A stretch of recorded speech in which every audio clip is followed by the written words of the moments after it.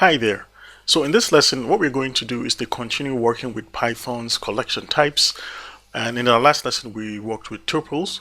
So in case you want to check out how to create tuples and use the tuple methods in Python, you can check out this link right here. You can just click on that. So in today's lesson, we're going to be looking at sets. So a set is a Python's collection that is unordered and unchangeable, and basically it does not accept duplicates. And let's just go ahead and see how sets work, and then we will actually get more explanation on how sets work. So what I'll do right now is to create a new file. I'm going to press Ctrl N to create a new Python file. For some reason that's not working. I'll just click on this. And what are we doing here? Okay, good. So I'll just call that underscore 11. I'll just call that 11 underscore Python sets .py because it's a Python file, and we can have that. And let's go ahead and close this.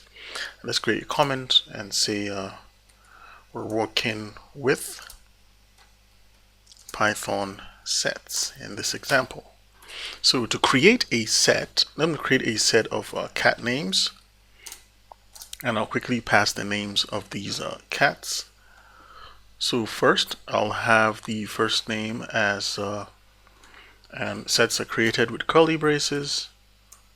So that's how you can Python knows you're working with a set, not a tuple, and not a list. So let's create our first cat. Let's call that Gabby cat, and these are characters from my daughter's favorite cartoon. She likes watching Gabby's Doll House, and that's where that cartoon is all about. So we have Pillow Cat, and please feel free to change the data into any data you want. So we have Baby Box, and we also have Top Cat from Cartoon Network, but now it's called Boomerang. And then I'll pass in the, let's say, Cat Rat, and I think that's good for us to use that as an example. So we could easily print the type of this information here, and say we print cat names. So I'll just say cat names, but it's actually nice to use a printable format where you can have specific information about your output to make your output much more readable. So I'll just say cat names in the set are, and I'll use a format specifier with the letter S to indicate that in our set we have strings, and I'll pass in cat underscore names. And this is wrong because I don't need to pass that here. This is the last spot, but I'll pass that colon, and I'll save this as well. So let's just save that, and I'll press Ctrl F5 just to run this program.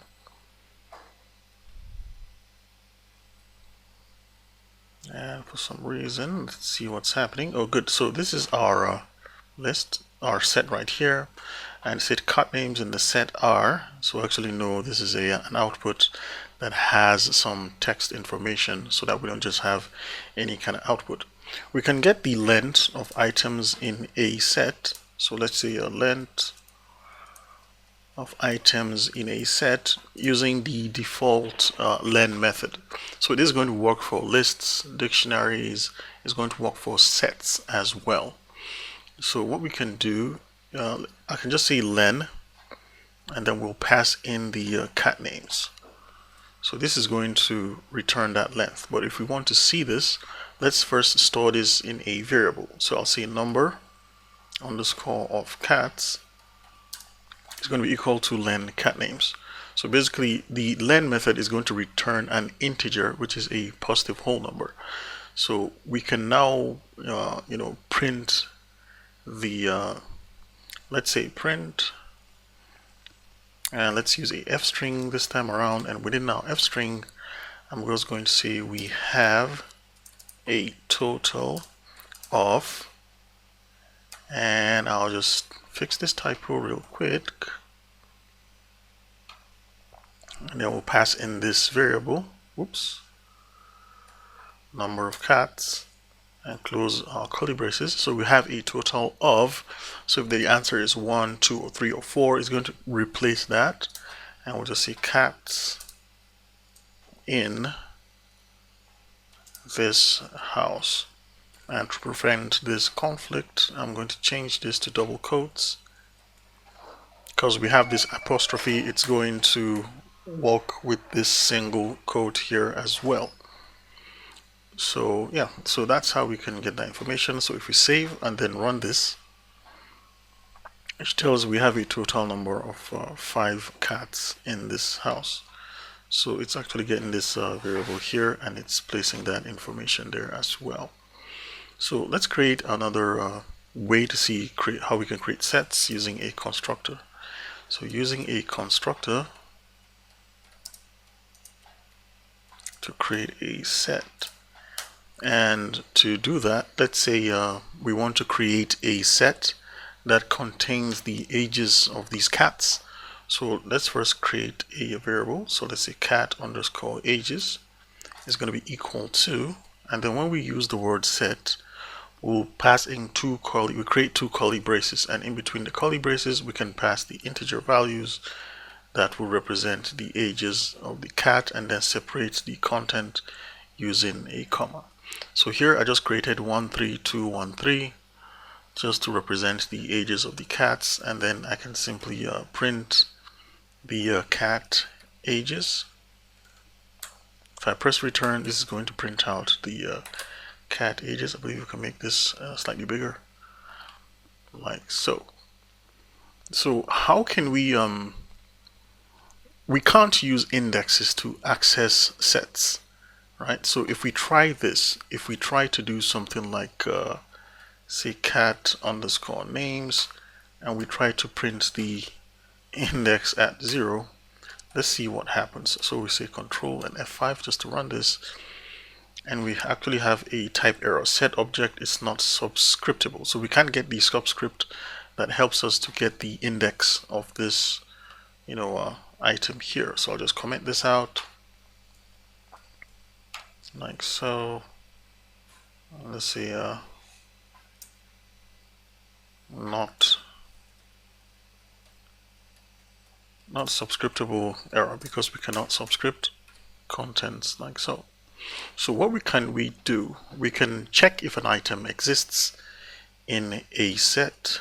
So I'll just say check if item exists in a set, and we'll use the Python's built-in in keyword. So basically, let's create a variable to hold that response. So let's create a variable called check, and then we're going to say to check if the Gabby cat, and then we use the keyword in, which is a built-in keyword in Python, and then the name of the set, which is cat names. So basically we're checking if Gabby cat is in cat name, and this is going to return a boolean. So it's going to return a true or false value. So I want to print the type of check just to see what it is, and at the same time I want to print out check just to see that result in our screen. And one other cool way to do this is to use our f string, so we can have a nice way to display our output. So I'm just going to say data type of check is, and then let's print out in our curly brace, we're going to say type check, and then we'll close our curly braces, and I'm going to say and is there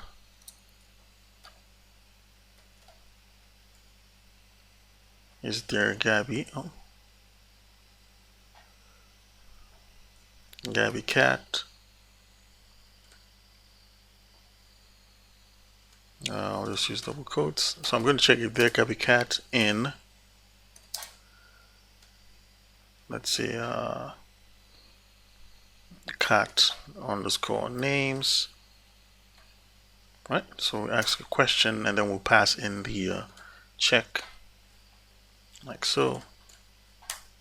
So we're just simply going to, the output is going to be that data type of check is, and it'll tell us what kind of data type that is, and is there Gabby Cat in cat names, and we shall see a true or false value in our result. So let's press Control and F5 and run this. And it says data type of check is class bool, which is a boolean. And is there Gabby Cat in cat names? The answer is true. We can check if there for a name that doesn't exist. Let's say let's just say cat. Let's save this as cat and let's run this, and we can actually see this has returned false because there's no cat in the set that we created called cat names. So that's one way we can actually do that. So let's move on and see more things we can actually do through sets. Now, each of these iterables in Python, we can actually loop through the items to get the items. So to let's say we can let's say loop through items in a set, and this is going to work with a list or any of the Python iterable data types. So so let's say for items in cat underscore names, or let's just make this more interesting. Let's just say for names in cat names. So now the cat names is the name of the set, and names is the name of a variable that we're going to store in the for loop. So this is an example of a for loop, and to print out the items, we're just going to say print names. And this should print out the names of the items we have in that set. So we can actually see pillow cat, Gabby cat, cat rat, baby box, and top cat. Let's clear our screen using CLS, and let's just drop this or close it. So we can add items from a different set. So remember, we have two sets right here. We have the cat ages, and then we have the cat names. So cat names at the top and then cat ages. Let's see how we can, we can add items to a set. So what we're actually going to do is to, for our cat names, so let's say, let's create a comment and say adding items to a set. So I can simply do cat names dot add, and I'm going to add a new string. I'm going to say cup cake cat, like so. And if we print cat names, so let's print cat names, let's save this and let's run. So you can actually see we have cupcake cat in cat names, and this is right here, cupcake cat. We're having cupcake cat in cat names. Let's close this so we can have some more space to work with. So how can we can also add items from another set using the update. So let's see, can do that. So let's say add items from another set. Let's say using the update method. And to do that, let's say let's add the cat ages to cat names and then print out cat names. So first we have our cat names, cat underscore names. So dot, let's use update. So dot update, and then we want to update it with the cat ages. So basically what we're saying is we have we want to merge these together. So let's print cat names and then see what we get. So I'll save that and run it, and let's just raise this up so we can actually see the numbers first of all, and then that's for the ages, and then we have the cat names. Now look what the set did. It did something strange here. If this was a list, we would actually get a complete set of these numbers. Remember, this is a 1 3 2 1 3, But remember, sets don't like duplicates. If it finds a duplicate, it will actually ignore the duplicate and store it as one value. So that's why we can actually see 1, 2, 3, and we have cat, rat, baby, box, cupcake, and Gabby cat, like so. So that's what one of the properties of sets. Now we can even add lists to a set. So let's quickly create a list. Let's say adding lists to a set, like so. Let's say we have a list of days. I'm quickly going to create a list with just let's just say Monday, Tuesday, Wednesday, Thursday, Friday, Saturday, love. Okay, that song came to my head. I think I need to play that song. I think it's Thursday. It's okay. I can just leave it like this. So I can update this. So let's say cat names dot update, and then with our update method, let's pass in this list of days because we like having cats for days. So if we print out cat names now, let's see what happens. So we actually have this, and then we have it actually adds Thursday, Wednesday, and then it puts Tuesday and Monday here. Now again, sets are unordered, so it just places items anywhere it wants. So that's one thing about sets, but it actually got the job done. It placed these items, right where they are. So how can we actually said we cannot change items in a list or a set. So how do we work with sets? How do we change the items in a set? So again, we can mutate those items and then present those items as a new set. So let's actually convert the cat names to a list and then see if we can kind of like modify that. So it's a set, and to change that, so let's say converting set to list. Oops. Since a list gives you the power to mutate objects, so you can switch that over just like we did in our example, in our tuples example, where we actually twisted stuff. Mutated the converted to a from a set to a list. So let's say cat underscore lst is going to be equal to cat names, or we will do a list. Let's use the list method, and then we'll say cat names. So basically we want to convert this to a list. So let's print cat underscore list, and let's also print the type of cat underscore list. So if we save that and run it, let's see what output we get.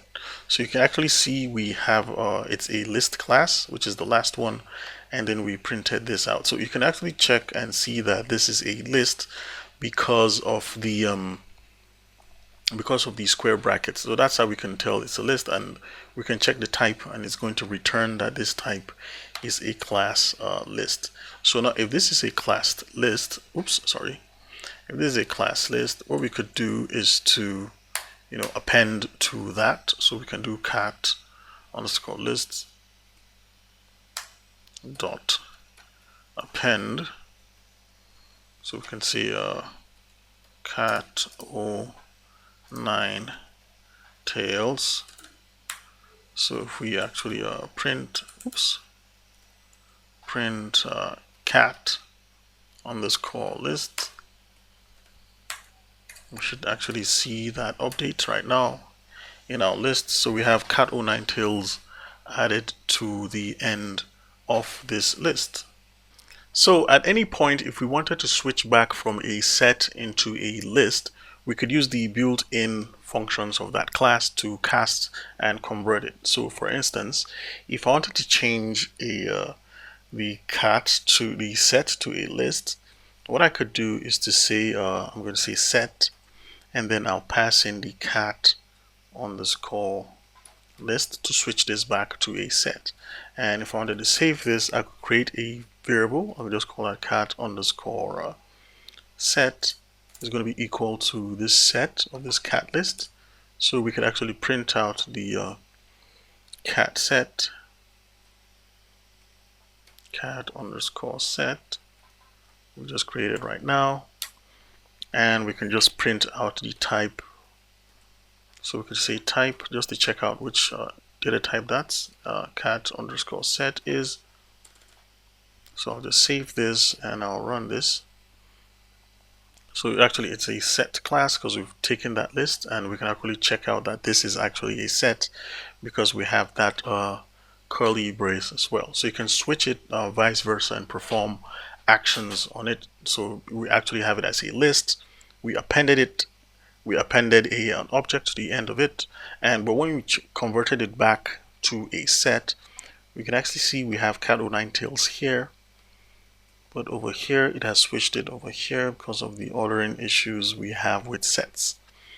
One final thing I'd like to point out is that you can always find help information about any function or a class that we have in Python. If you're in Visual Studio Code, you can, for instance, if you wanted to find out information about this cat set or what functions we can use, if I say cat underscore set, immediately I press the period key or the dot, is going to give me a hint with all these functions, and each time I scroll over, I'm going to get information on what that function does. For instance, this adds an element to a set. This discards or removes elements from a set as well. So another way to get help if you're not using Visual Studio Code, you could actually print out the help, and then within a help method, you pass in the help on the name of the class. So we have the set class, and we could even try help on the list class. Sorry, list, like so, because this is a Python built-in keyword. So if we run this, in our output, we're going to see this more. So you can just click here and press down to get more information about, the methods you're looking for, and then you can read out and see, oh, we can use clear to remove items in a list. So once again, thank you very much for watching, guys, and I'll see you in the next lesson.